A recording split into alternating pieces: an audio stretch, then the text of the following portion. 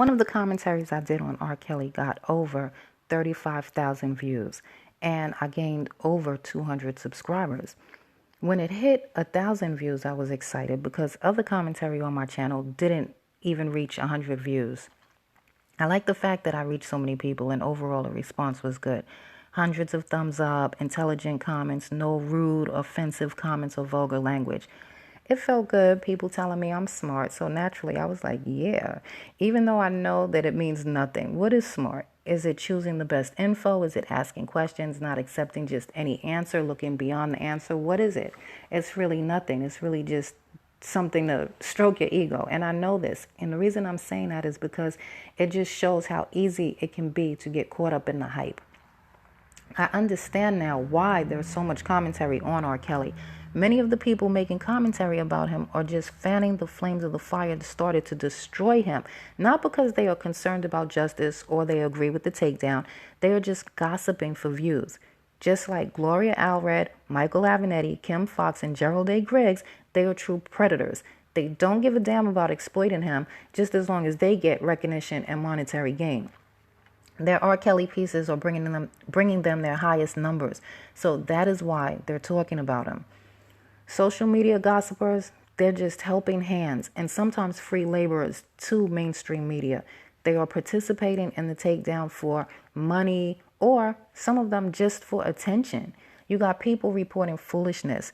He missed his court date and lost his civil case because he can't read. He's overwhelmed. He's dazed and confused, reporting that he's stressed that if he really cared about his kids, his child support would have been paid. He's hiding money. I mean, really, what is the point of reporting any of this? Even if it was true, why is it necessary to report this? The attention my commentary on R. Kelly got was great, but I'm not going to use his name to seek attention or for profit. I didn't get on social media for attention, nor did I get on to talk about R. Kelly. I'm not a fan of social media. I didn't have any social media accounts. I didn't want them. I came on here because Dick Gregory said, use your social media to spread information. I received that as divine direction. My intention for this channel is to share information that people can use to empower themselves. I've read and studied a lot of things and have come across so many people who do not have the information that I have because they won't read or research. They depend on information from TV, news, social media. It amazes me how much info is spread on social media without fact checking. Well, no, it doesn't amaze me. It's that some of it sounds so untrue or it's worded so tricky. It makes me question it. So I would think that it would make more people question it first before spreading it.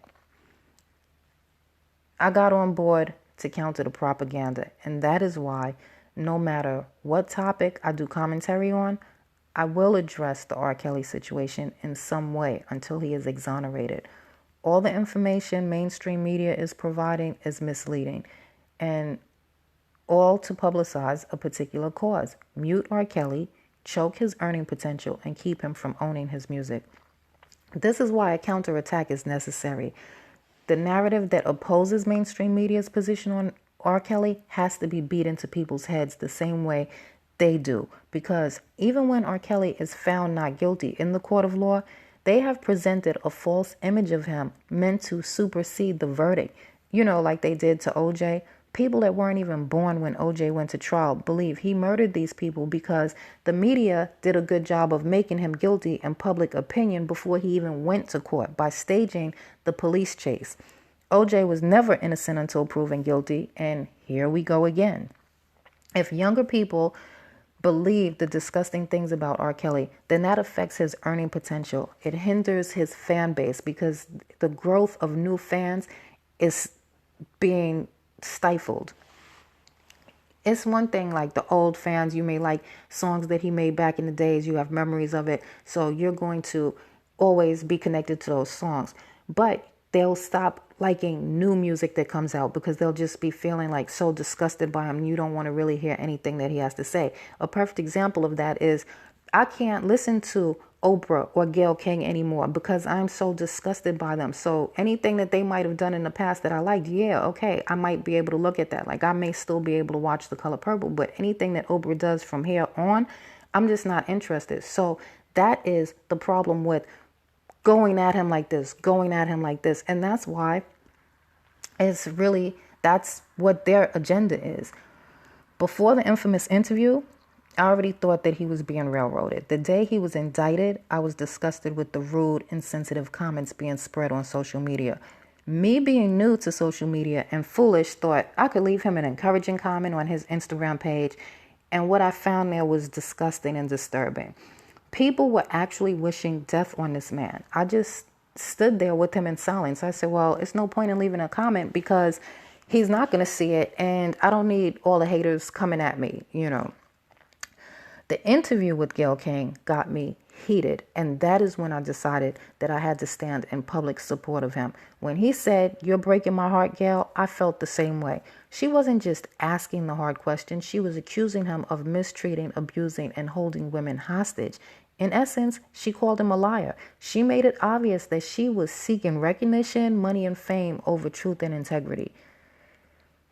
Even though I'm younger than him, I felt like this was happening to my son. I felt R. Kelly needed a hug and had no support or not enough support. I felt for him. Most of the people around me bought into the bullshit or they just didn't care.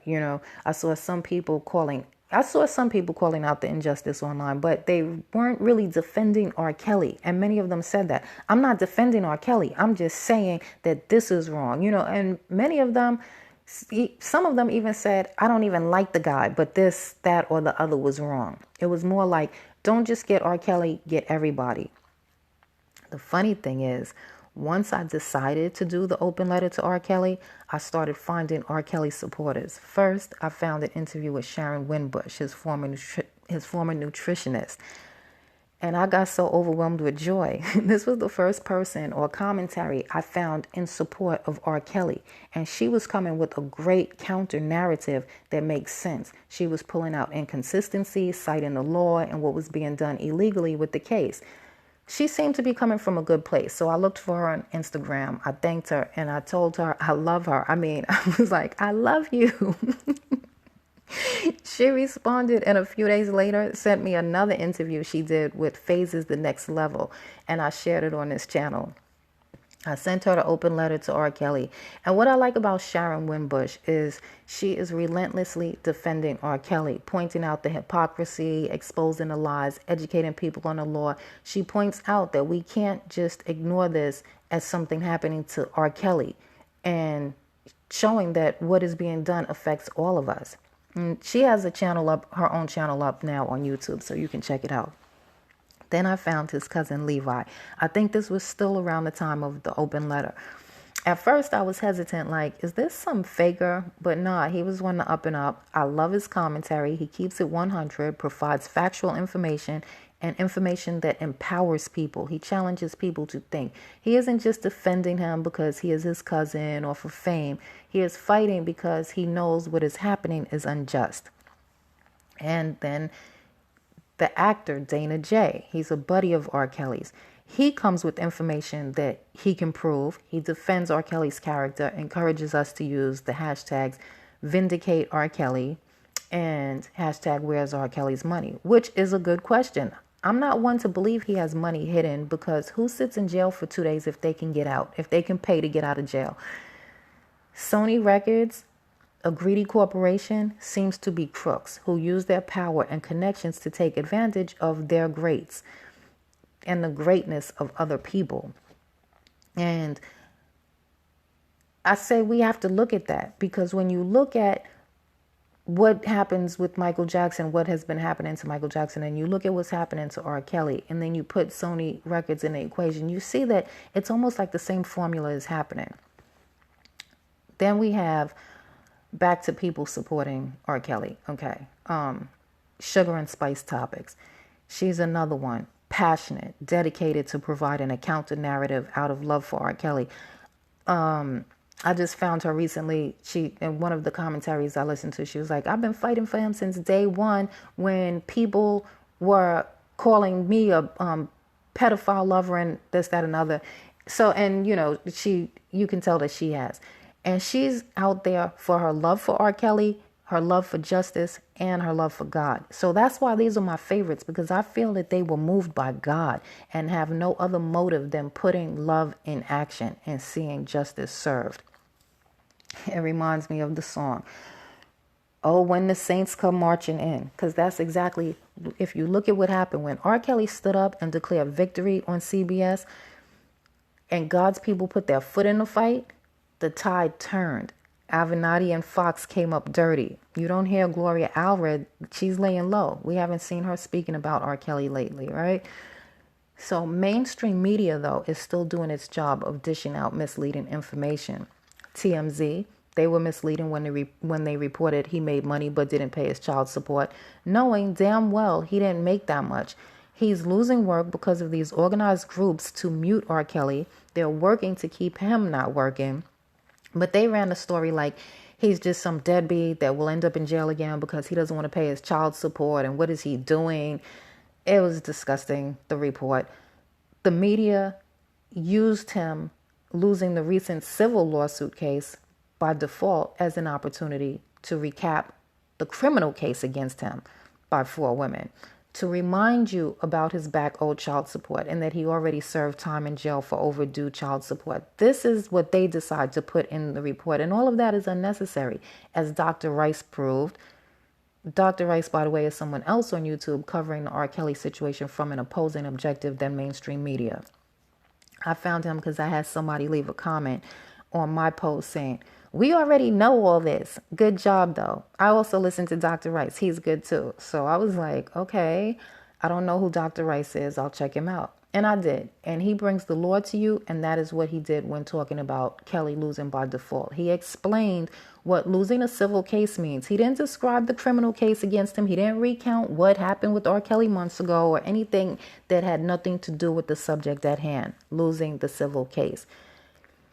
And now that the criminal case against him is falling apart because of the investigations on Kim Fox and Michael Avenatti, here they come with part 2 of the documentary to keep pushing this R. Kelly is a monster, he's a predator, he's disgusting, regardless of what the prosecutors did. And that's the whole reason for this documentary. It is to hit home again that he needs to be put away, that he is the problem in society, that R. Kelly is a problem, that he's nasty, that he's mean, that he's abusive. They don't want you, they want you to walk away feeling like, yeah, okay, well, Fox and Avenatti might have their issues, but that R. Kelly though, So can we just mute messy media? Let's take in information that's designed for our good. Start demanding truth and stop supporting liars. Thanks for listening. Take it in and win.